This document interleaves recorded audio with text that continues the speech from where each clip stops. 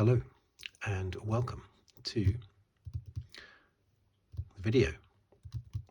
This one being my third video covering Grand Prix Drivers, Racing Heroes from Fangio to Prost, a book that dates from 1987, which I have had since 1987, with the statistics at the back going up to the British Grand Prix of 1987.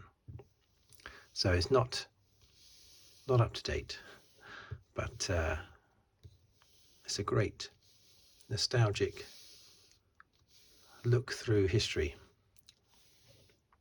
and it's interesting seeing what the book has to say about certain drivers, even relatively new and up and coming ones like Alain Prost.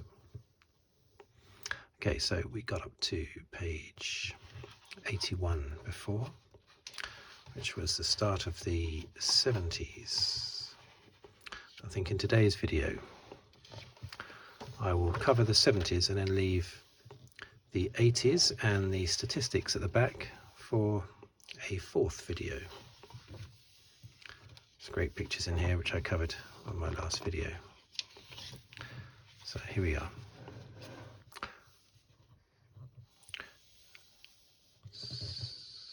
Let's get into position. The 70s by Alan Henry. He's an F1 journalist, unsurprisingly. Beautiful 1985. I think that's, yeah, it's 1985. McLaren, fantastic. Beautiful car, that one. Here we go. We start off with a picture of Ronnie Peterson as he locks a wheel on the march approaching Druids Bend, Brands Hatch, 1972.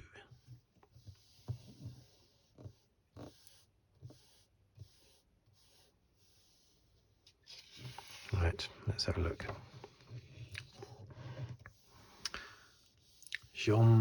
What's his name here? Jean-Pierre Beltoise.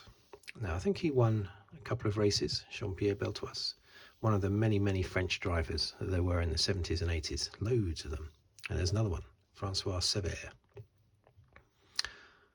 He was killed, I think, in the final race in 1973.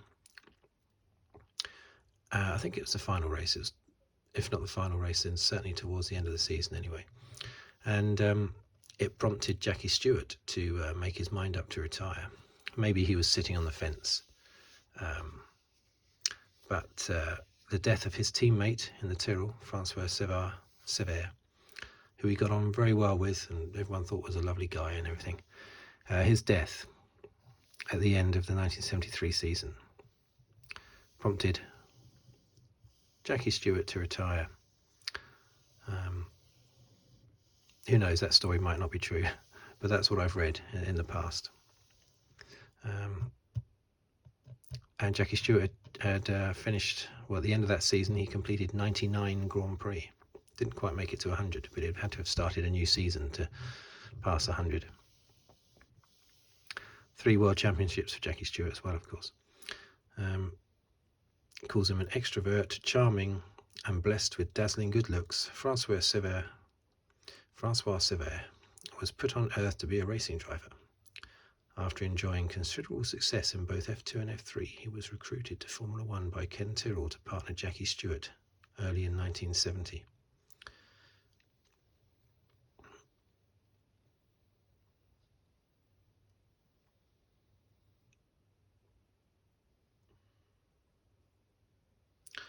Sadly, after transition, he was battling Ronnie Peterson for a front row starting position, so it was in qualifying at the Glen. Is that Watkins Glen in America? I assume that's Watkins Glen.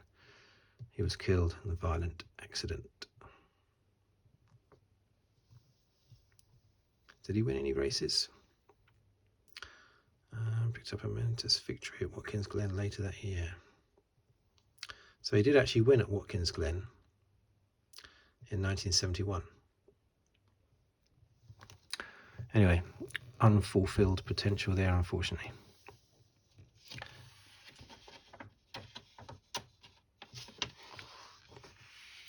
Emerson Fittipaldi, double world champion, 1972 and 1974. And I think a Lotus in 72 and McLaren in 74. Let's get that into focus. Still around now, just like Jackie Stewart, still alive. Still on TV quite a lot, just like Jackie Stewart. Quite a fun character, Emerson Fittipaldi. I was barely alive when he was competing alongside Jackie Stewart, though, in the early 70s, so I wasn't really aware of any of that, of course. Had I been, I would have been cheering on Jackie Stewart, of course, but he was still a very fun character and a great driver. Done well in IndyCar as well, of course. Peter Revson, he was American, wasn't he? Oh yeah, there you go, American. Didn't he win one Grand Prix? I think he might have won one Grand Prix. Peter Gethin, he was he British? I think so. I think he just won one race as well, maybe. There's lots of drivers that just won one Grand Prix.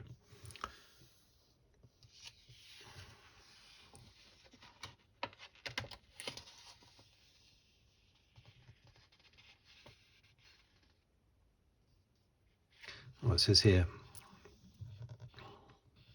he wrote his name into the pages of motor racing history when he risked everything on an audacious dive down the inside of his rivals going into Parabolica on the last corner of the Italian Grand Prix at Monza, out-dragging Ronnie Peterson to the line to win by 1/100th of a second.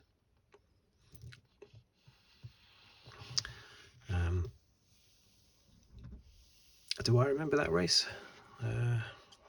Or I remember seeing it. That was early 70s, so I wouldn't have seen it at the time, but I know there was that close finish in the 60s, wasn't there, where 6 cars crossed the line virtually next to each other. That was at Monza as well, wasn't it?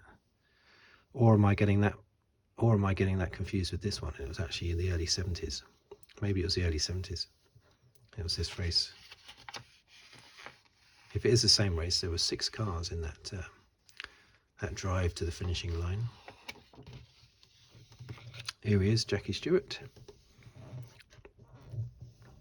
3-time world champion, 69, 71 and 73. Winner of 27 Grand Prix, which was the most until Alain Prost passed him at the Belgian Grand Prix in 1987, or drew level, I think, maybe, the Belgian Grand Prix in 1987, which was just a few races after this book was released. So at this point, he is the leading Grand Prix winner, to be passed a few months later by Alain Prost.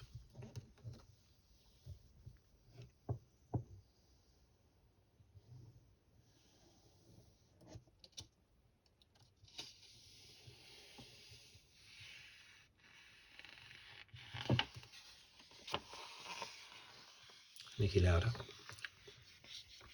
passed away just a few years ago, I think, from the continuing complications he had from his big accident in 1976. 3-time world champion again, 75, 77 and 84. 75 and 77 was in the Ferrari. 84 was in the McLaren, Prost's teammate.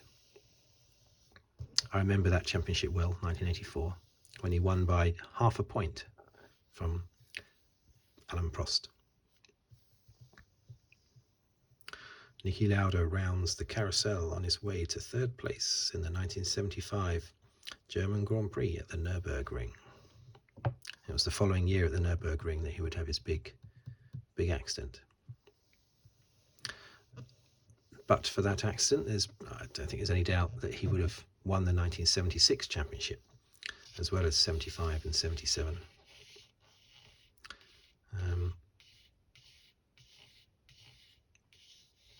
But of course he had that big accident, and that allowed James Hunt to just sneak in and pinch it by 1 point. Clay Regazzoni, a Swiss driver, he has the accolade of being the first Grand Prix winner for Williams. The 1979 British Grand Prix, Williams' first Grand Prix win, Clay Regazzoni that did it. But after that win, it was Alan Jones that sort of took over and won some quick races immediately after that race, and of course won the World Championship the following year in 1980. But Clay Regazzoni was the winner of Williams' first Grand Prix. Carlos Reutemann. Actually, these two, both Alan Jones teammates when the Williams just came good. Clay Regazzoni in 1979, who was, I don't know who Jones' teammate was in 1980. It might have been Regazzoni or it might have been Reutemann by then. But Reutemann was the Argentinian. Carlos Reutemann was Jones' teammate at Williams in 1981. And Reutemann nearly won the championship, lost out to Piquet in the final round. Piquet's Brabham, Nelson Piquet's first championship victory. But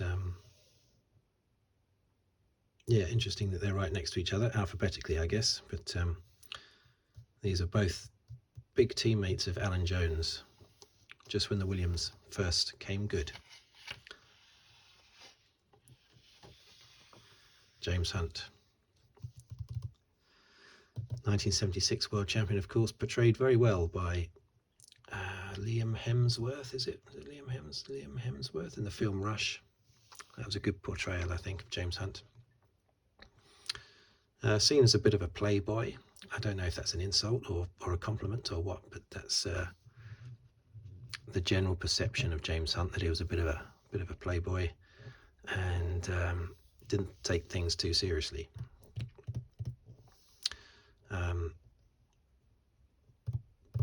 Yeah, I mean, you could say he was lucky to win the 76 World Championship after Niki Lauda's big accident, but Hunt had already won some races earlier in the year and was certainly Lauda's main title contender that year. So I still think deserved, but Lauda would have won the championship, I'm sure, if he hadn't had his accident. Gunnar Nilsson, I don't recognise that face, actually. I don't recognise, strangely. I mean, I know the name, Gunnar Nilsson. He's Swedish, I think, wasn't he?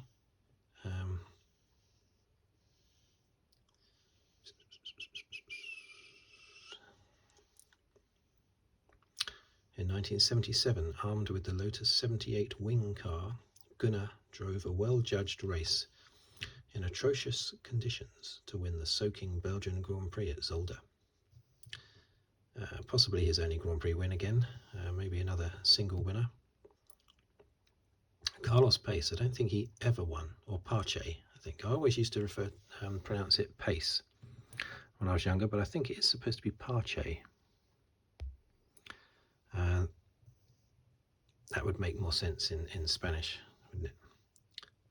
Although actually I think he's Brazilian, isn't he? So Portuguese. But sole Grand Prix victory came in front of his home crowd at Interlagos in 1975.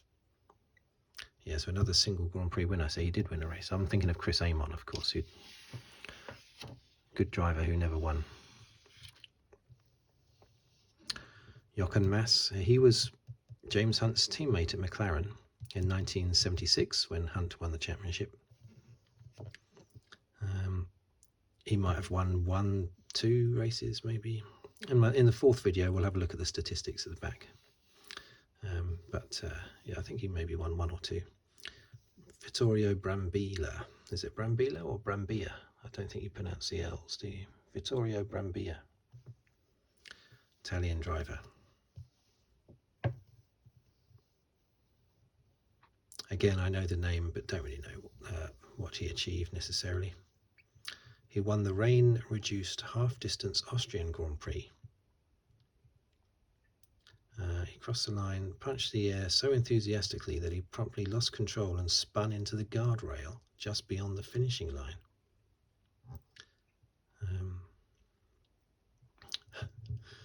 It says here, he became one of the most popular personalities in the pit lane. But then it says, to be frank, Vittorio made Andrea de Cesaris look cool and composed. But he was quick on his day, planting his march on pole position for the 1975 Swedish Grand Prix. And then it talks about what I just read out basically about him spinning after crossing the line to win the Austrian Grand Prix.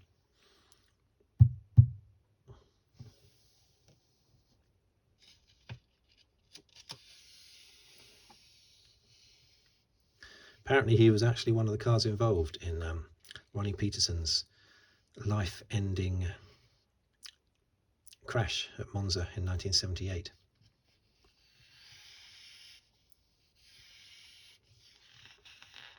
It calls him at the end here a thoroughly good bloke. I didn't know all those things about him. I just knew the name and that was all. Mario Andretti, 1978. World champion, of course. Second American world champion. Great driver. Seems to do well in whatever he does. If he's in America or if he's here. And he's raced for so long in America, and he still gets in Indy cars at the start of races and does little the tour laps beforehand, before the race starts and things like that. He's even though he's, I don't know how old, about 80 or something. The man with star qualities stamped through his personality like a stick of Brighton rock. Charismatic, civilized, and every inch a racing driver, Mario Andretti's victory in the 1978 World Championship was but one facet of a career which embodied every imaginable category of the sport. Which is basically what I just said, just put more eloquently.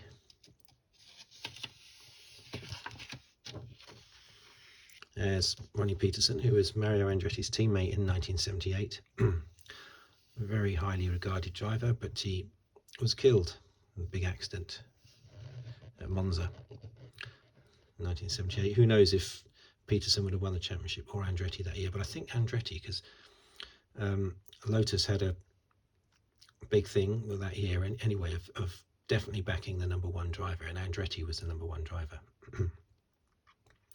So I think Andretti would have still won the championship that year.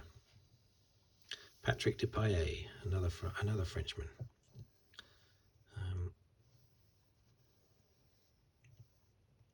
I think he won the odd race, didn't he? He must have won the odd race. He won the Monaco Grand Prix 1978.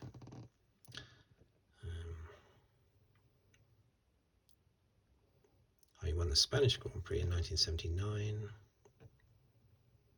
but then injured himself badly crashing a hang glider and was invalided out for the rest of the year.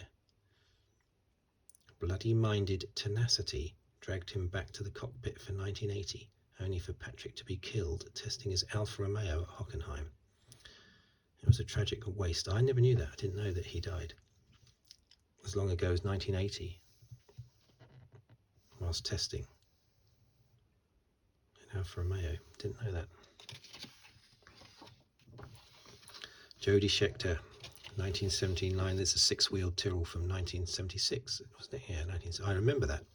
I think it's one of my earliest memories of Formula One, is seeing a six-wheeled car on the screen, because my older brother loved Formula One, so he would have been watching it. And I do remember thinking, what on earth? Why has that got six wheels? But yeah, 1979 world champion. It is crazy, isn't it? Six wheels, look at that. It was only that year, though. That was in a Tyrrell, wasn't it? I think in 1976. The amazing six-wheel Tyrrell. It was the only car with six wheels that there ever was. I think it was banned for the following year because he did win, didn't he win a Grand Prix? Six-wheeled and six wheels. On six wheels, I think so. Anyway, it was banned. But yeah, 1979 world champion in Ferrari, when he had Gilles Villeneuve as his teammate.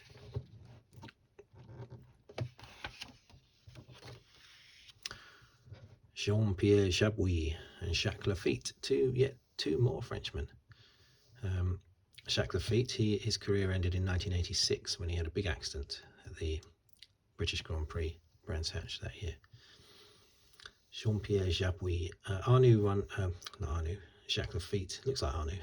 Actually, he has the hair of Arnoux, René Arnoux. Jabouille has the face of René Arnoux. Strange. Anyway, I think Arnoux won about 5 races. God, I've done it again. I think Lafitte won 5 or 6 races. including the first 2 races of one year. Was it 1981 or 1982? 1981 maybe. He won the first 2 races but didn't win any for the rest of the season. I think that was either 81 or 82.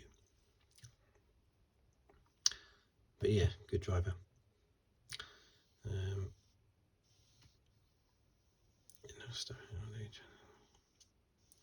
Signed by Ligier for 1981, he sustained serious leg injuries in his Renault at Montreal in his last but one race for the team. It knocked the stuffing out of him.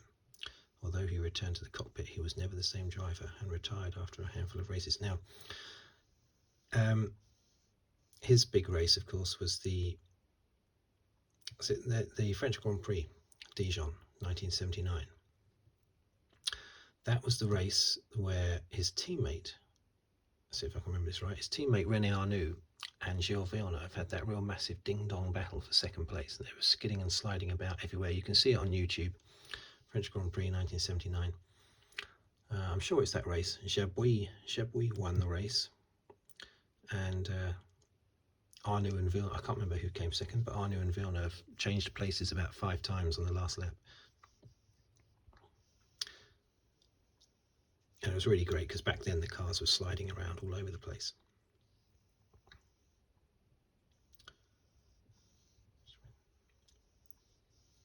And Austria, the following year, he won again, so maybe just 2 wins.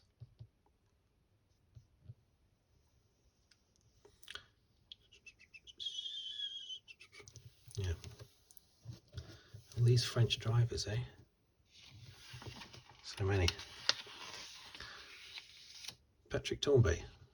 Patrick Tambay. It looks like Patrick Tambay. It's not. It's Alan Jones. I was thinking French drivers still. 1980 world champion. I mentioned him earlier, of course. Clay Regazzoni's teammate in 79. And Carlos Reutemann after that. Ending on a high note, Alan Jones leads the pack into the first corner of the 1981 Las Vegas Grand Prix to record a final victory in his last race for Williams before retirement. His subsequent reappearance failed to meet with the same success, because he retired, but then he unretired in 1986, I believe, but he was only in a Lola Haas, was it a Lola Haas, I think, and didn't score any points, and it's just a terrible return, basically. Yeah, the Williams FW07,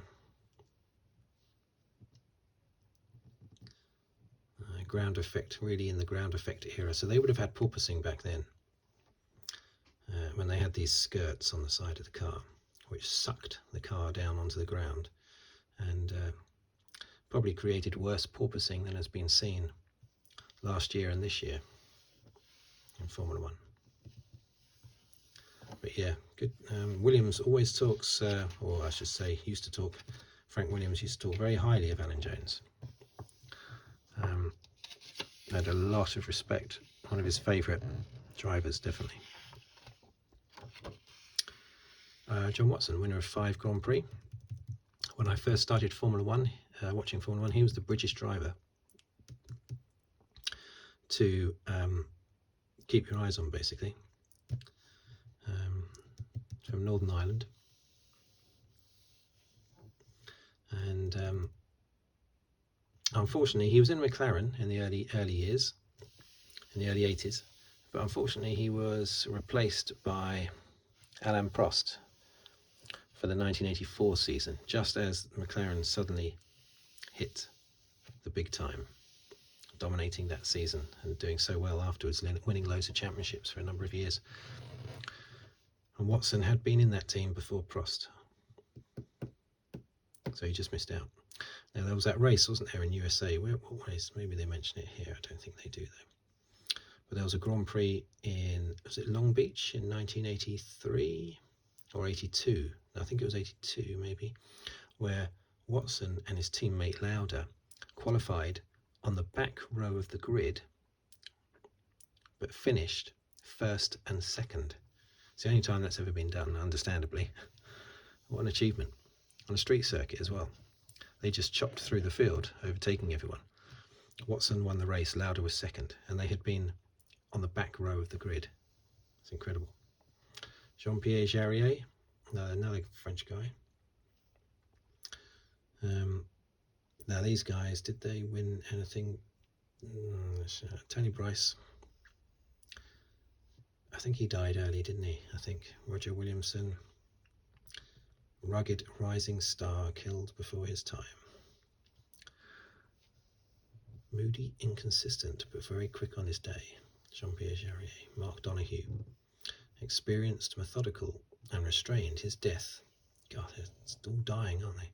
His death was due to causes unfairly outside his control. Yeah, F1 is so much safer these days. And here we have Tom Price, one of Britain's lost F1 generation. Yeah, so I assume he died as well. It rings a bell that he did. Hans Stuck, Rolf Sturmellen. Again, I recognise all these names, but I couldn't put the faces to the names. I have to say, none of these faces I could put to these four names if it wasn't telling me who's who. Mike Hailwood. But I do know all the names because I used to, as I said before, I used to look at all the stats, keep track of all the statistics all the time when I was younger. And so these names, I was always like working out who had scored points at certain races and for certain teams. And so it was always the same names cropping up. So I knew these names very well, and I knew a lot of their statistics. But I couldn't put faces to the names for a lot of them. Okay, so that's where I'm going to finish this third video. And I'll do a fourth one covering the 80s and the statistics at the back. So there you have it. Thank you for watching. Thank you for listening. And if you'd like to subscribe, please do so. Like the video or comment. And I will see you on the next video. Thank you very much. Goodbye.